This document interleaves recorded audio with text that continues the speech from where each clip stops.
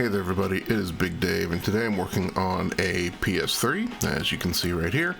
I got this system off of eBay. It was listed as untested. There's a lot of systems like that on eBay.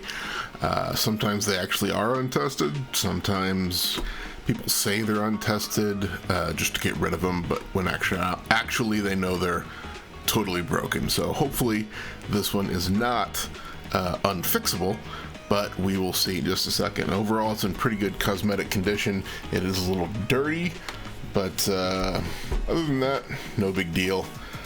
So first things first, let's test it and see if it works at all.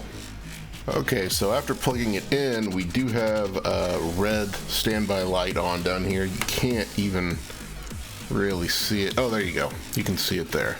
So we are at least getting power into the system. That's a good sign. Let's try turning it on and see what happens.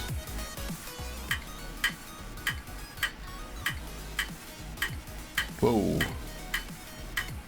Okay, I think the microphone's picking up that clicking. Okay, so we do have a green light, so it is trying to come on at least, but that clicking, it's gotta be one of the drives. It could be the hard drive. The hard drive has failed, or it could be the disk drive clicking.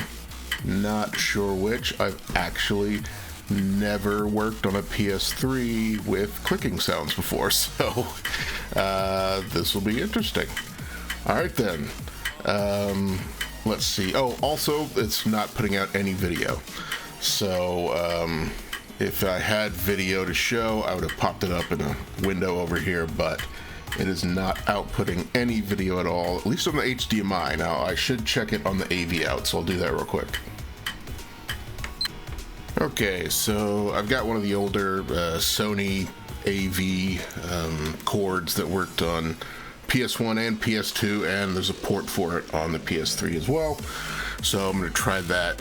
It is possible, I guess, that maybe it was set up by the previous owner to only output in HDMI, or rather, it was not set to output to HDMI, and it was only set to output to AV. It's possible. I don't think that's the case, but we'll see. We are still getting a red power light, so that's something at least. Let's turn it on and see what happens.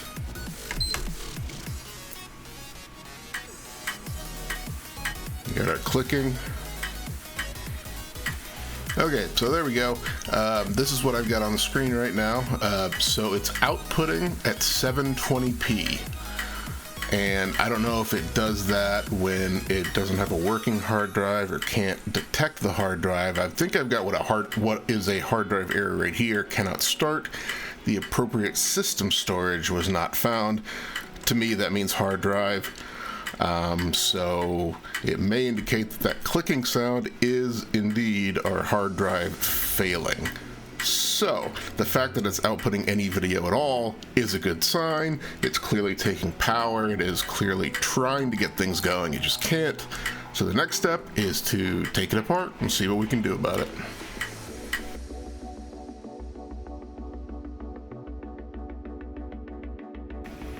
Okay, so we got it open here. It doesn't look particularly bad. It is a little dusty. There's dust in the fan, of course, and up here around the vents. But honestly, it seems pretty okay considering how old this system is. So let's go ahead, go a little bit further. I'm going to take the fan out, clean out this area, back here as well, and just make sure everything looks good.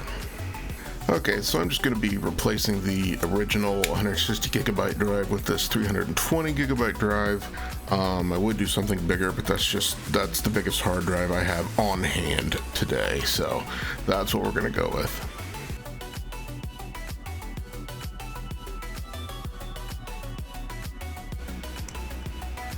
Okay, so we've got the new hard drive in there. I got it all plugged in and ready to go. Let's see what we get.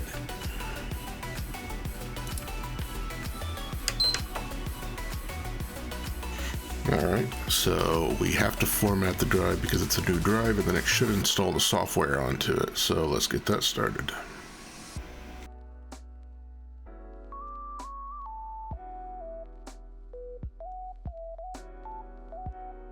So while I was doing the software modding, my capture card kind of crapped out on me for whatever reason, so I didn't have any way to capture the modding process, but it's all just downloading software and updating files. It's really not anything interesting.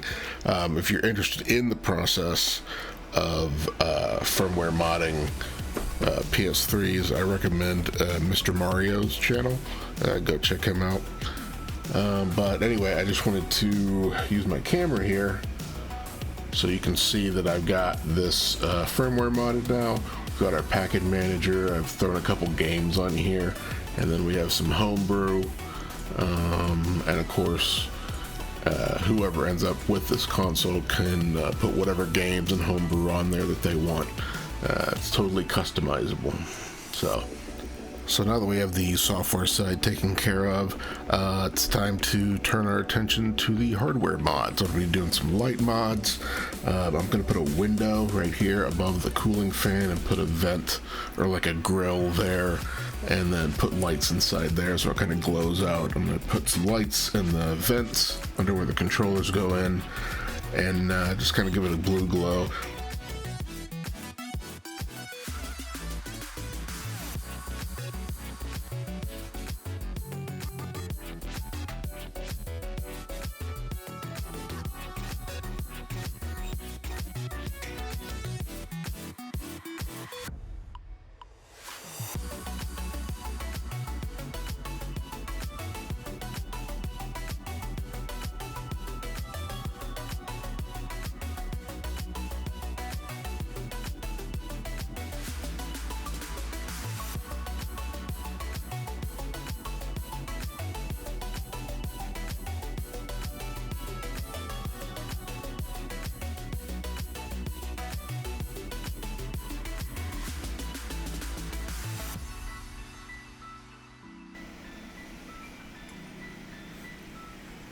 Alright, so real quick, I'll just explain what all of that was. So basically, I have spliced into the power supply going to the fan. That's a 12-volt power supply. And I've split off of that. I've got one going down into the fan well area, and I'm going to have a light around this lip right here. And then I've got another one coming out here, and I'm going to run it this way. We're going to have lights up front on the side vent here. It's going to go back here, have a light in the back side vent, and then run across over to here for the final vent light. So we're going to have lights all around the fan, front vents and side vents. So all of that prep work was just to get this lighting rig ready to go.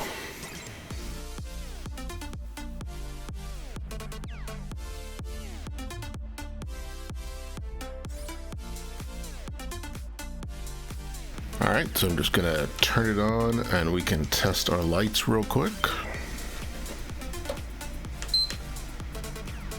There we go. Hold on.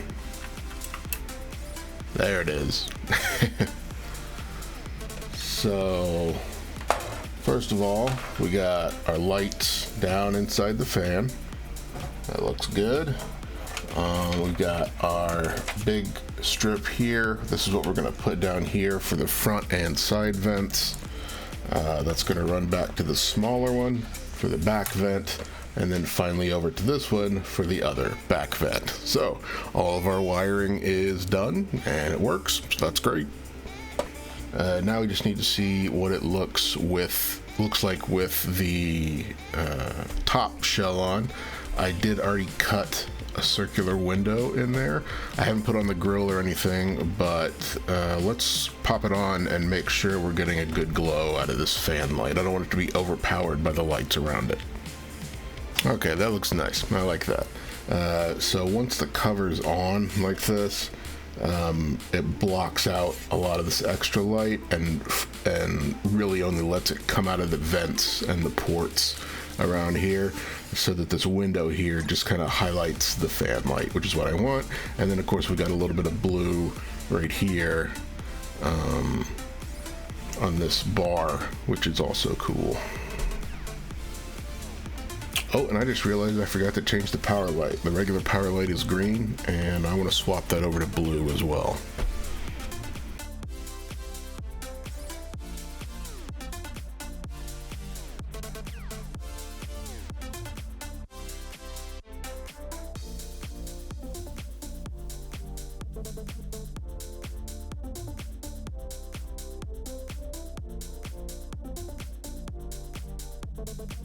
Okay, so here is the finished system. We got our grill over the fan. I like those grills. We got the modded lights in here. We have the modded firmware ready for homebrew or whatever. So let's turn the lights out and get a better look at the glow. Fan, of course. The power light I did swap out. I didn't do it on camera, but obviously I did. That power strip there, I like that, the blue strip. We got the underglow, we got the side vents, and the fan. I think the fan looks really good with the light from inside. It makes it look pretty neat. If you want to see any of my modded consoles, controllers, or other video game hardware, you can find a link to my Etsy store in the information below. Thanks for watching, and I'll see you all next time.